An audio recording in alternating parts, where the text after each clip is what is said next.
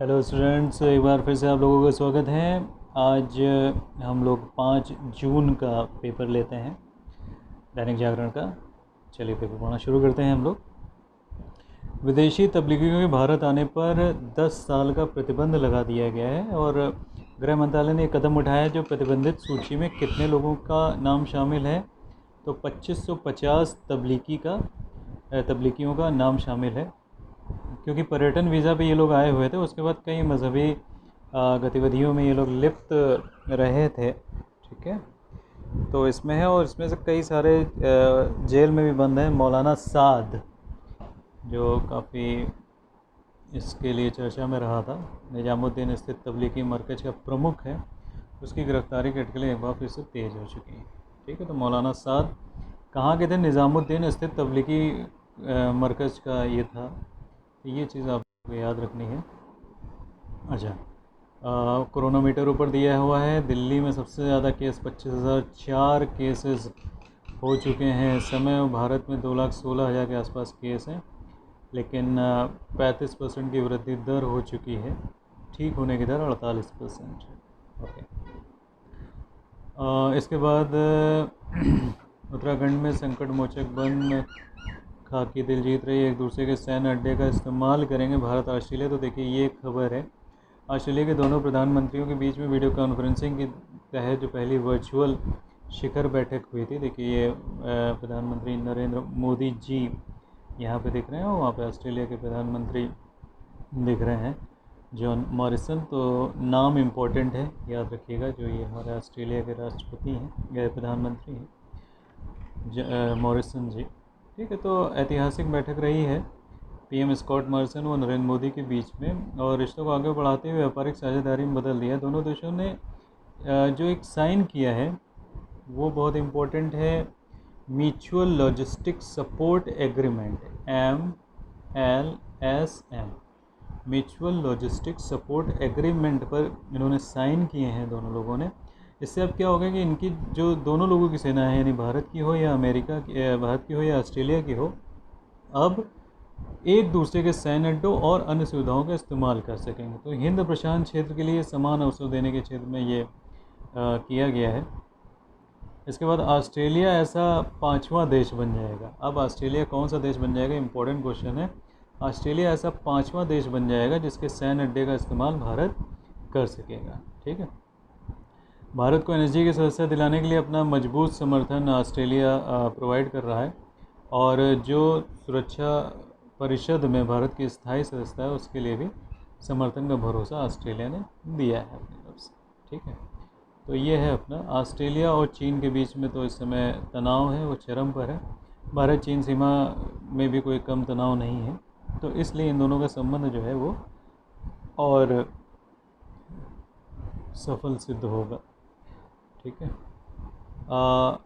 अभी तक देखिए यहाँ पे एक क्वेश्चन अभी आया था, है ना, कि 5वां ऐसा देश बन गया है। तो यहाँ पे देखिए अन्य देशों का नाम दिया है। ठीक है, अमेरिका, फ्रांस, दक्षिण कोरिया और सिंगापुर के साथ ऐसा समझौता हुआ है।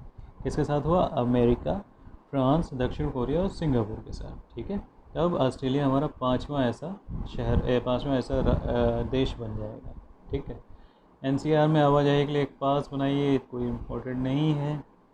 राजनयिक का पीछा हो रहा, ये एक मृत्यु हुई है। खट्टी मीठी फिल्मों देने वाले जो बासु चटर्जी हैं, ये बहुत मशहूर निर्माता निर्देशक रहे थे। 93 वर्ष की उम्र में इनका निधन हो गया। पिया का घर, छोटी सी बात, रजनीगंधा, बातों बातों में, खट्टा मीठा, शौकीन, रुका हुआ फैसला, चितचोर, चमेली की शादी, ये सारे सब है फिल्म्स इन्होंने बनाई थी। खट्टा मीठा वगैरह फिल्म तो काफ़ी अच्छी फिल्म थी, संजीव कुमार कृत आई थिंक थी। लॉकडाउन में पूरा वेतन दिए जाने पर सरकार का रुख बदला। इसके बाद चंद्र ग्रहण के बारे में बात हो रही है। मौलाना साद की गिरफ्तारी, जान बचाना प्राथमिकता, आईआईटी दिल्ली एनआईटी हाँ, ये एक इम्पोर्टेंट क्वेश्चन यहाँ से बनता है कि आईआईटी दिल्ली और एनआईटी वारंगल के बीच एक समझौता हुआ। आईआईटी दिल्ली और तेलंगाना स्थित एनआईटी वारंगल, ठीक है, तेलंगाना स्थित एनआईटी वारंगल के बीच एक समझौता ज्ञापन हुआ है। इसके तहत क्या हुआ, आईआईटी के प्रोफेसर प्रोवी राम गोपाल राव ने और NIT वारंगल निदेशक प्रोफेसर NV रामाना राव ने इस पर साइन किया है। इसके तहत क्या है कि संस्थान के छात्र जो हैं IIT दिल्ली के PhD कार्यक्रम में दाखिला ले सकेंगे और दोनों संस्थानों के छात्र एक साथ किसी भी चीज़ में शोध कर सकेंगे और इनके छात्र और जो शिक्षक हैं वो एक दूसरे के कैंपस में आ जा सकेंगे। इस तरीके से ये समझौता हुआ IIT दिल्ली और NIT वारंगल के बीच में। चलिए ये देखिए, दुबई आम की पहली खेप भेज दी गई है। तो क्वेश्चन यहाँ से बस अगर आ सकता तो ये भी आ सकता है कि जो आम भेजी गई है दुबई पहली खेप, वो किस योजना के अंतर्गत है? तो उड़ान योजना के अंतर्गत है। किस योजना के अंतर्गत है? उड़ान योजना के अंतर्गत है। और इससे क्या है, एयरपोर्ट से फलों और सब्जियों को सीधे विदेश भेजा जा रहा है। ठीक है, किस जहाज़ से गया? तो एयर इंडिया एक्सप्रेस से दुबई गई है ये पहली हमारी फ्लाइट। ठीक है, इससे पहले जो है अप्रैल में बनारस की सब्जियां जो हैं वो बनारस की सब्जियां कहाँ भेजी गई थी? लंदन भेजी गई थी। तो इस वर्ष सबसे पहले बनारस की सब्जियां भेजी गई थी लंदन, आम अब दुबई भेजा जा रहा है। ठीक है, दिशा निर्देशों को वेबसाइट पर अपलोड करें, हाईकोर्ट का कहना है। बंदिश न कोई रोक टोक, संगीत सुरधारा बह चली हर ओर, गुजरात में कांग्रेस को झटका। हाँ, ये क्वेश्चन इम्पोर्टेंट है। PM प्रधानमंत्री के जो निजी सचिव हैं, है ना, निजी सचिव जो रहे हैं प्रधानमंत्री के, राजीव टोपनो। कौन? राजीव टोपनो। वो विश्व बैंक के भी सलाहकार बन गए। राजीव टोपनो ने PMO में अपनी सेवा दे चुके हैं। नवनीत WTO में भारत के राजदूत के स्थायी प्रतिनिधि भी हैं, इस समय बनाए गए हैं और विश्व बैंक के सलाहकार बन गए हैं। ठीक है, तो ये बहुत इंपॉर्टेंट क्वेश्चन है। ये 1993 बैच के असम मेघालय कार्ड के IAS अधिकारी हैं ये। तो ये इंपॉर्टेंट क्वेश्चन है यहाँ पे। राजीव टोपनो ये नाम याद रखिएगा, विश्व बैंक के सलाहकार। ठीक, राहुल गांधी और राजीव बजाज की चर्चा में निशाने पे लॉकडाउन। चलिए इनका तो यही सब रहता है। इंडिया का नाम बदल कर भारत करने पर मूर्खतापूर्ण है, ऐसा ये वरिष्ठ नेता M वीरप्पा कोहली कह रहे हैं। विचार को मूर्खतापूर्ण करार दे रहे हैं। अशांति पैदा होगी तो इनके इस बयान से ज़्यादा अशांति पैदा हो जाएगी, ऐसे तो ना होती। ठीक है, पूर्व सॉलिसिटर जनरल जो N संतोष हेगड़े हैं, उन्होंने भी नाम बदलने के सुझाव की आलोचना करी है। पंजाब के नए चीफ सेक्रेटरी के ये कहता नहीं। वर्चुअल शिखर सम्मेलन, जो हमारा वर्चुअल शिखर सम्मेलन अभी हुआ ऑस्ट्रेलिया के प्रधानमंत्री PM स्कॉट मॉरिसन और नमो के बीच में, तो इसमें समोसा और खिचड़ी की डिप्लोमेसी दिखी। आपको एक कल चित्र दिखाया था, समोसा ये दिखा रहे थे। आजकल खैर समोसे बन भी नहीं रहे, तो अच्छी चीज़ है। समोसे ये दिखा रहे थे और भारत की तरफ से खिचड़ी की डिप्लोमेसी हुई है ना। तो इस तरीके का एक छला था कि दोनों नेताओं ने हल्के फुल्के अंदाज में समोसे पर भी बात करी और खिचड़ी पर भी बात करी। ठीक है, मॉरिसन ने कहा कि मुझे आश्चर्य नहीं हो रहा कि मौजूदा हाल में हम ऐसे ही बैठक करनी होगी जिनके साथ आप शुरुआत में चुनाव अभियान में होलोग्राम का इस्तेमाल करना शुरू कर दिया था। शायद अगली बार हमारे साथ आपका होलोग्राम भी आया। उसके बाद समोसे का जिक्र किया उन्होंने, होलोग्राम को बनाया। ठीक है, हाथ से बने। अच्छा, स्पेशल बात यह है कि ये जो समोसे थे, मॉरिसन ने ऐसा बताया कि रविवार को उन्होंने ये बताया कि खुद अपने हाथ से बनाए थे और आम की चटनी भी बनाई थी। ठीक है, और इसको उन्होंने एस्कामोसा नाम दिया। ठीक है, समोसे को इन्होंने क्या नाम दिया? एस्कामोसा नाम दे दिया। ठीक है, ट्वीट में भी इसका जिक्र किया था। और फिर उन्होंने, मॉरिसन ने कहा कि अगली बार मुझे क्या करना है, गुजराती खिचड़ी बनानी, क्योंकि अगर आप लोग जानते हो तो नरेंद्र मोदी का प्रिय आहार खिचड़ी ही है, गुजराती खिचड़ी है।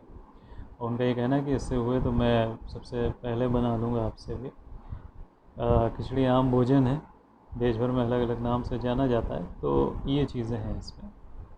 ठीक है, तो ये तो हल्की फुल्की थोड़ी सी माहौल को हल्का बनाने के लिए बात हो गई। तो यहाँ देखिए एक इम्पोर्टेंट ये भी, भारतीय नौसैनिक जहाज़ों को ऑस्ट्रेलिया के टैंकर से भी कहीं भी ईंधन मिल सकता है। ठीक है, ये समझौता हो गया।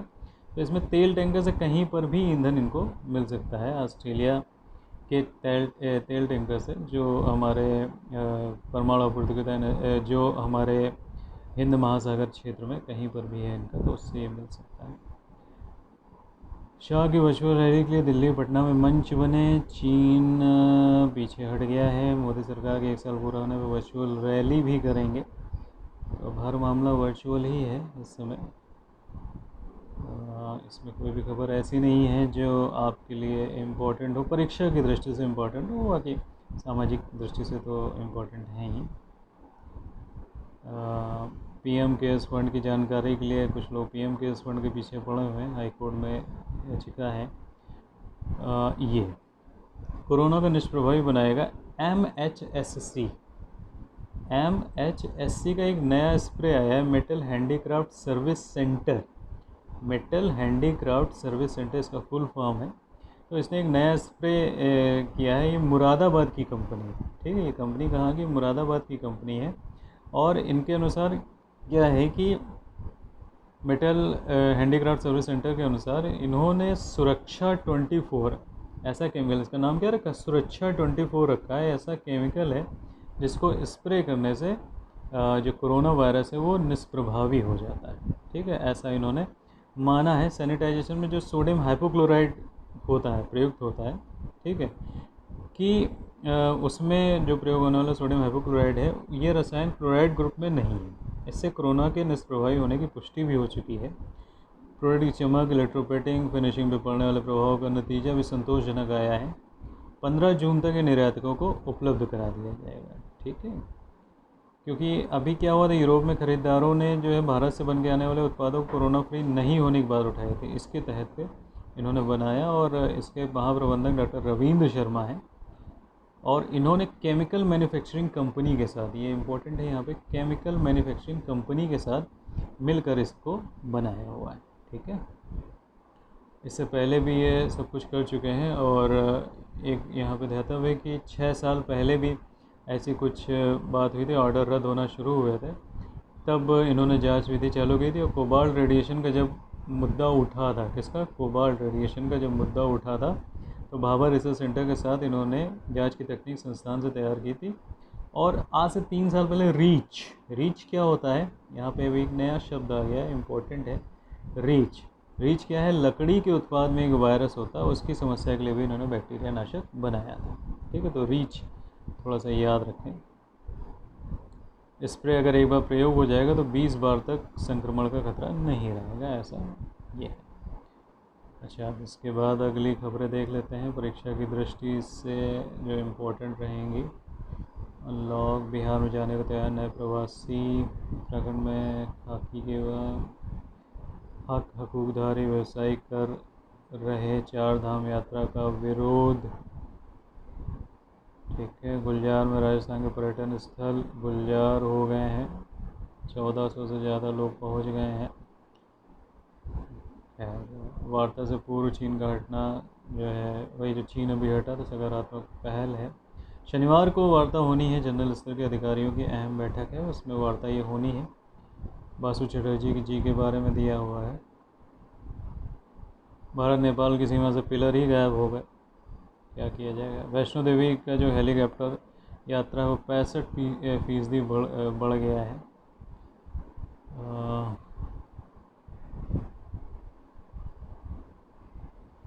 यहाँ पर कोई भी खबर ऐसी नहीं है। निसर्ग हम लोग पढ़ ही चुके हैं, जो बहुत इम्पोर्टेंट हो परीक्षा दृष्टि से। उत्तर प्रदेश में 69,000 शिक्षक भर्ती में गलती सुधारने की मांग खारिज कर दी गई है। ऑनलाइन आवेदन की जो संशोधन याचिका थी, फॉर्म भरने की गलती को भूल व कंप्यूटर ऑपरेटिंग गलती मानने से कोर्ट ने इनकार कर दिया है और कहा कि ऐसी गलती अगर कर दी जाएगी तो आगे कैसे होगा। योगी को धमकाने वाला जो कांस्टेबल था वो कर नहीं सकता। हथनी का भी जो चल रहा था मैटर, एक गर्भवती हथनी की मृत्यु हो गई थी, तो उस मामले में 2 लोग हिरासत में आ गए हैं। और केरल में अनानास जो पटाखों से भरा था खाने में, उसकी मृत्यु हो गई थी। तो किन लोगों की हुई है? मल्लपुर के अच्छा, यहाँ पे ये नदी थोड़ा सा इम्पोर्टेंट हो जाती है ना? मल्लपुरम के वेल्लियार नदी में हथनी की मौत हो गई थी और पोस्टमार्टम से पता चला था, बहुत ही दुखद है ये, कि वो गर्भवती थी, इसलिए रोष उठना स्वाभाविक है, ठीक है। और ये जो केरल के मुख्यमंत्री पी विजयन हैं, उन्होंने कोझिकोड से जो वन्य जीव अपराध दल है उससे कर लिया था, ठीक है। और उसको करने के बाद कुछ लोग गिरफ्तार भी किए गए हैं, ठीक। तो ये था अपना कुलगाम में कार सवार आतंकियों का हमला विमान और हेलीकॉप्टर के जरिए, तो इम्पोर्टेंट नहीं है। ये हमारा संपादकीय वाला पार्ट आ गया। शिक्षक भर्ती में विवाद को लेकर इस तरीके की चीज़ें हैं। ये हाथी वाला है, भविष्य को संभालने से तालाबंदी, सुरक्षा परिषद में भारत, इसको ज़रूर पढ़ लीजिएगा, ठीक है। सुरक्षा परिषद भारत जो है, इसमें वैश्विक कूटनीतिक राजनीति से व्यापक बदलाव आएगा, तो भारत का वर्चस्व पहले से कहीं भी अधिक कायम होने की उम्मीद है, ठीक है। याद रखिएगा 17 जून को भारत जो है संयुक्त राष्ट्र सुरक्षा परिषद में अस्थायी सदस्य के रूप में प्रवेश करने जा रहा है। इसी दिन चुनाव होगा और अभी लगभग तय माना जा रहा है कि भारत चुन लिया जाएगा, ठीक है। 55 देशों द्वारा सुरक्षा परिषद की अस्थायी सीट के लिए समर्थन हासिल कर भी चुका है, राइट। तो इस कॉलम को आप लोग ज़रूर पेपर में पढ़िएगा।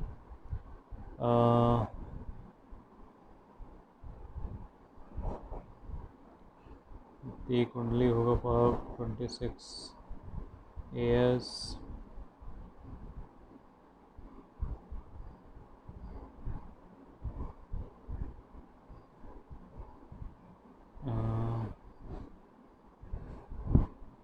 हाँ, एयरटेल में 15,000 करोड़ की निवेश की तैयारी के लिए अमेजन तैयार है ना। तो एयरटेल में कौन कंपनी निवेश करने जा रही है, तो अमेजन कंपनी आ रही है। सिर्फ ये नाम आप याद रखिएगा। 15,000 करोड़ रुपए का निवेश की तैयारी है।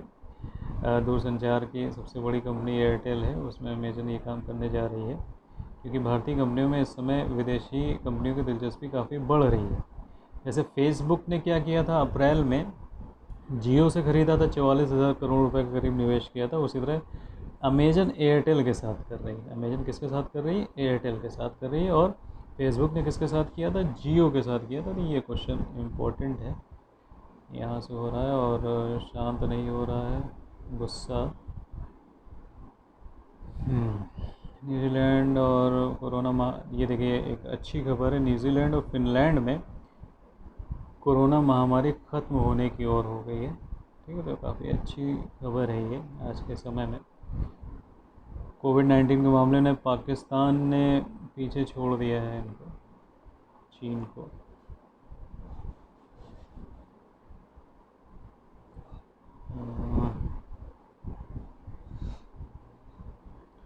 ये देखिए एक ये इम्पोर्टेंट है, छोटी सी खबर है। चीनी मानवाधिकार कार्यकर्ता को पैन अमेरिका पुरस्कार मिला है, ठीक है। ये कौन है, शू झियोंग। कौन है, शू झियोंग है। उनको इस साल पेन पुरस्कार मिला है, पैन अमेरिका पुरस्कार मिला है।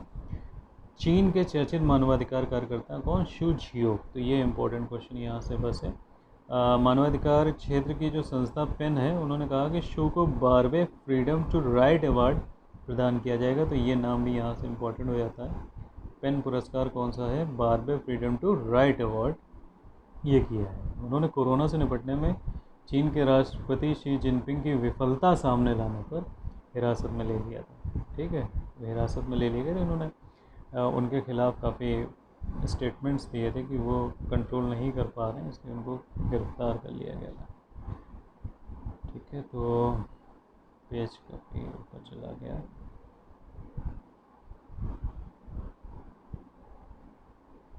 ठीक,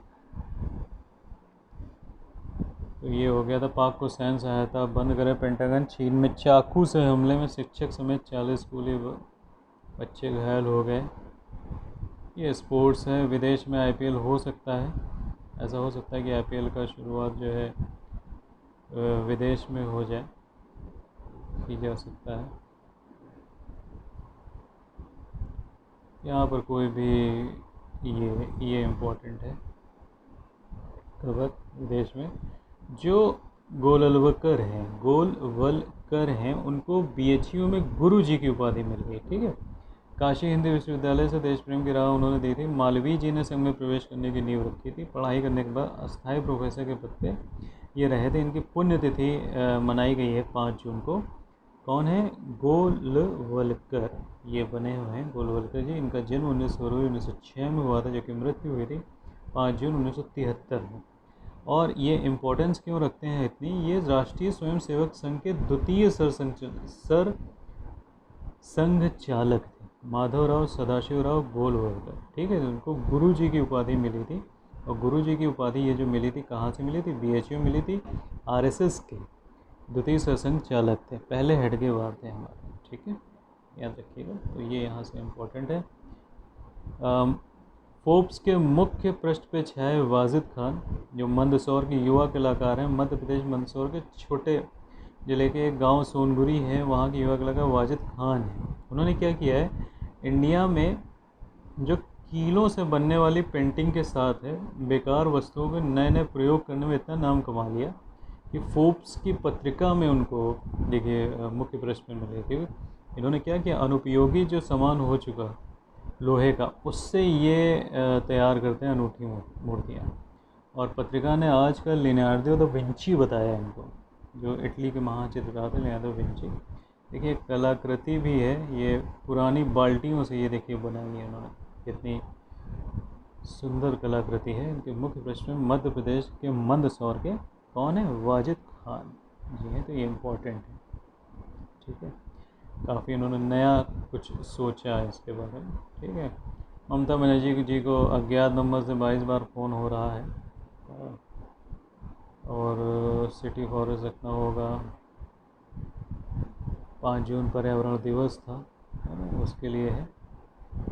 काफ़ी चीज़ 5 जून को पर्यावरण दिवस मनाया जाता है इस चीज़ के बारे में। तो इसके बारे में भी आप लोगों को जानकारी होनी चाहिए कि विश्व पर्यावरण दिवस कब मनाया जाता है। तो ये 5 जून को मनाया जाता है। नैनीताल में देखिए बकरी पालना मना है। ठीक है, ये कुछ आंकड़े दिए हुए हैं, तो इसको भी, इसमें कुछ है इम्पोर्टेंट नहीं है इतना। जो परिचय दर्शन बस यही है कि 5 जून की जो थीम है वो क्या रहेगी, है ना, पर्यावरण की थीम है। और भारत का जैव विविधता के मामले में दुनिया में कौन सा स्थान है? तो देखिए भारत का जैव विविधता के मामले में दुनिया में कौन सा स्थान है? 17वां स्थान है। ठीक है, दुनिया में कौन सा स्थान है? 17वां स्थान है। ये यहाँ से बन जाएगा। और पर्यावरण के लिए यहाँ पे इस पेपर में कुछ नहीं दिया है, इसके बारे में मैं अपने जो करंट का सेशन है उसमें और दे दूँगा। ये सारी चीज़ें हैं पर्यावरण दिवस मनाने की। ये देखिए यहाँ पर आपको ये चीज़ें दी, बस ये इम्पोर्टेंट चीज़ें हैं, इनको थोड़ा सा ध्यान में देखिएगा।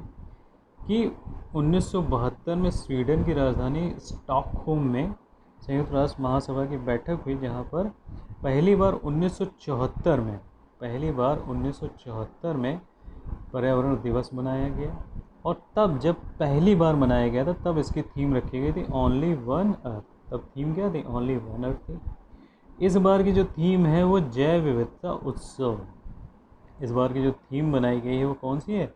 जैव विविधता उत्सव रखी गई है। 2020 की जैव विविधता उत्सव रखी गई। ठीक है, पिछली बार की थी वायु प्रदूषण, पिछली बार की वायु प्रदूषण थी 2019 की। 2020 की क्या है? जैव विविधता उत्सव। ये इम्पोर्टेंट यहाँ से बस क्वेश्चन है और कुछ नहीं। हाँ, ये भी आंखों के जरिए भी कोरोना फैलने लगा। खुले आसमान वाला होटल मोटापा बढ़ने का भी कारण बन सकता है। लॉकडाउन,